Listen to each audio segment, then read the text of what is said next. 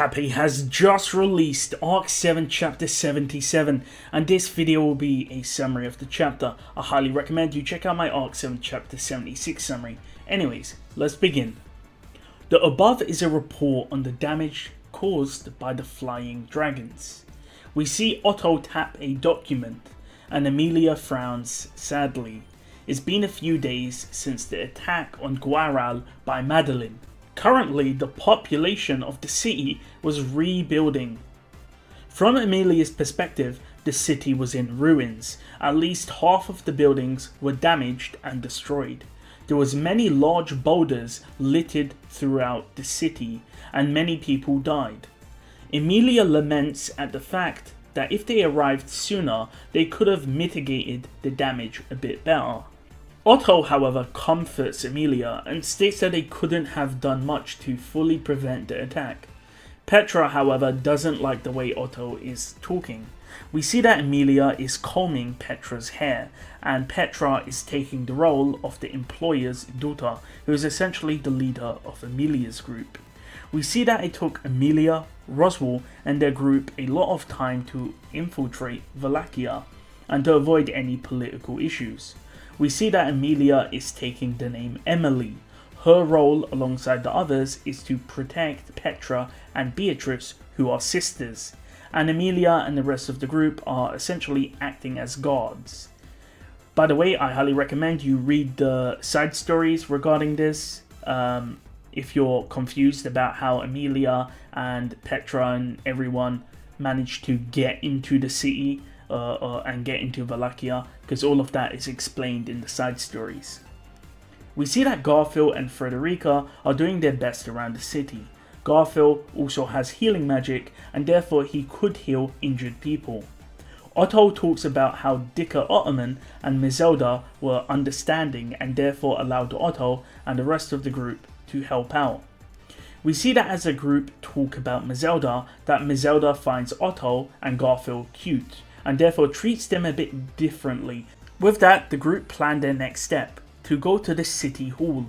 There are many of the powerful people in Guaral waiting there, and Otto will talk to them about their issues. The scene changes. We see that Garfiel says that the old man hasn't thanked him yet. Garfiel then climbs up the half-destroyed wall of the city of Guaral and looks at the man's back. The man, surrounded by empty alcohol bottles, is Heinkel Astria. Heinkel defended the city against the flying dragons, but was defeated by one of the 9 divine generals. Luckily, Garfiel arrived and managed to heal Heinkel in time. Garfiel understands that Heinkel is acting the way he is because he lost a fight. Garfiel understands that emotion. After all, he has lost a fight before. Garfiel states that he doesn't know what the common sense of the Wallachian Empire is, but that Heinkel is from the kingdom of Lagunica, so at least he should have the decency of saying thank you to Garfiel. Not only that, Heinkel is also the father of the sword saint Reinhard. Heinkel finally responds, stating that just because he's the parent of a monster doesn't make him a monster also. Heinkel then tells Garfiel to take some lessons from Priscilla if he truly wants to learn how to properly provoke someone. Garfiel then sits down and ponders about what happened. He remembers what Emilia said about the white light and the shockwave that ripped through the city. Emilia described it as a roar of a dragon. A dragon is similar to, say, a ground dragon like Petrarch, or a flying dragon, but on a much higher level. A dragon of this level turned the entire city on its head with a single breath of air. If Emilia and Priscilla hadn't defended against the shockwave, the damage would have been immense. Garfiel feels bad. Since he didn't travel to the Pleiades watchtower, he never got to meet Volcanica, the divine dragon. And not only that, he also missed the chance to meet the dragon that launched the attack from above Guaral. Subaru would call something like this a bad draw. Garfiel isn't necessarily sad for not meeting the dragons, but it's because it's his role as a warrior to fight and defeat strong enemies. His only role shouldn't be to heal the wounded. Garfiel needs to be fighting. Garfiel hasn't really done much. Otto smuggled him into the country. Petra handled the negotiations. Emilia fought off a divine general, and Garfiel was the only one not doing much. Garfiel also heard about Natsuki Subaru, so he knew that reuniting with Subaru was possible. Garfiel knows that Subaru went to Chaos Flame to negotiate with some powerful people, and he hopes that Subaru is successful and arrives back in peace. However, Heinkel tells Garfiel to shut up since Garfiel kept muttering to himself, but Garfiel tells Heinkel to move away if he's bothered. Heinkel says that he got there first, but Garfiel says that Heinkel is scared of the 9 divine generals, so he shouldn't talk. However, Heinkel simply agreed with Garfiel, catching Garfiel off guard. Heinkel then takes a swig from his bottle. Garfiel, however, tries to comfort Heinkel by saying that he's up against a 9 divine general, and if they're the strongest in Wallachia, it's only natural that he would lose. Heinkel stated that he had a role to play, and Heinkel kept wallowing in pity. Garfiel wondered why he was still alive, and Heinkel says that Garfiel shouldn't say that to the person he saved, but gives Garfiel some advice for the future, saying that in the future it's perfectly fine if you leave behind people you don't like. However, hearing this causes Garfiel to get angry, and he grabs Heinkel by the chest. Garfiel then looks into Heinkel's blue eyes, the same eyes as Wilhelm and Reinhard, yet Heinkel's eyes are so clouded. Apparently Priscilla was disappointed with Heinkel's defeat at the hand of the 9 divine general, but Garfiel didn't really understand why Priscilla was upset. After all, if there's an ability difference, isn't it only natural that Heinkel would lose? Garfiel asks why Heinkel looks like that, and Heinkel mutters the words, "my wife," and then Heinkel changes the subject by stating that there's a carriage. Garfiel looks and sees a carriage on the horizon travelling to the city of Guaral. Heinkel then tells Garfiel to go to the carriage, and Heinkel says that he's a lookout so he can report that there's a carriage on the horizon. We see that Garfiel dashes across the city towards the carriage. In less than 10 seconds, Garfiel will meet and reunite with Subaru again. However, the sight before him was a man wearing a mask. The man states that Garfiel is a fool, stating that if Garfiel is a messenger of the city, then he has a role to fulfill. We see Frederica tending to Dicker Ottoman as he drinks tea. Dicker Ottoman talks about how Otto seduced Zelda as soon as he met her.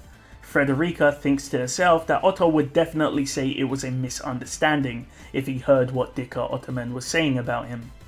We see that Roswell and Ram are split off from Frederica and the rest of the group. Roswell and Ram went to meet a contact that Roswell knew in the Empire. Therefore, Emilia and Frederica were tasked with protecting the group.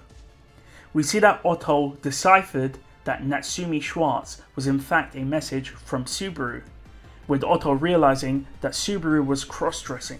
Of course, Otto also deduced that Subaru took this approach to avoid his true name from being revealed. After all, he's a knight of Emilia, and if he was revealed, that could actually result in a war, or potentially much worse. However, the only person that didn't clock on was Emilia herself. Again, a quick editor's note, you might not understand this, but in a side story during Arc 2 and Arc 3, Subaru first cross-dresses as Natsumi, and this is when Diaz Fatsbalm, the elf, appears and cooks for Roswell and the rest of the characters. And of course, Emilia doesn't realize that Natsumi is Subaru, and as a result, of course, now that Subaru's taken Natsumi's name, Emilia's wondering why Subaru's taken Natsumi's name. And of course, Emilia thinks that Natsumi and Subaru are two different people, and now randomly Subaru is taking Natsumi's name, and she doesn't understand why. Because, you know, Emilia is an airhead. We see that Subaru was gone, and that he went to the city of Chaos Flame. However, Rem disappeared during the attack on the city of Guaral, and Dicker Ottoman apologizes for that. Frederica says it's fine, but of course she has no real memories of Rem. But from what's been said, Rem must be bold like Ram if she managed to negotiate with Madeline and force her to retreat, being used as a hostage. Frederica thinks to herself. She knows that Ram visited Rem's room the same or even more than Subaru visited Rem at the mansion. Frederica wanted to reunite Rem and Ram together. Dicker Ottoman says that they can discuss it in the future. However, someone interrupts saying a carriage has arrived. And of course that means that the group from Kersflame has now returned to the city of Guaral. Dicker Ottoman tells the guard to get everyone to assemble together. However, as Frederica was getting excited due to being able to reunite with Subaru, the guard states that whilst the carriage has arrived back from Kersflame, Natsumi Schwartz is missing. So I actually really like this chapter because it streamlined what has happened. So it seems like the Emilia camp now know that Rem is up and about and she's been taken hostage. And they know that Subaru went to Kersflame. So everyone seems to know where everyone else is. It seems like Ram and Roswell are separate and they're meeting a separate contact. It was a good chapter. We see that Heinkel was saved by Garfiel. And honestly, I think I was wondering because Rem had the Sleeping Beauty sickness, right? And she woke up due to maybe Volcanica. I'm not sure why, but she woke up. And of course, Heinkel is depressed because her wife, Heinkel's wife, Luana, also has the same disease. So if Heinkel finds out that Rem managed to awake from that disease, then he will of course be a lot more optimistic. And unfortunately, he hasn't found out yet about Rem's true origin. Nothing much really to add. Again, this is my one issue with Arc 7. I do know a lot of people don't like when I say this, but a lot of the information is locked behind side stories. Like, how did Emilia get to Wallachia? You would have to read like 5 different side stories to even understand what's going on. And it's the same with like the cross-dressing side story where Emilia is referencing Natsumi.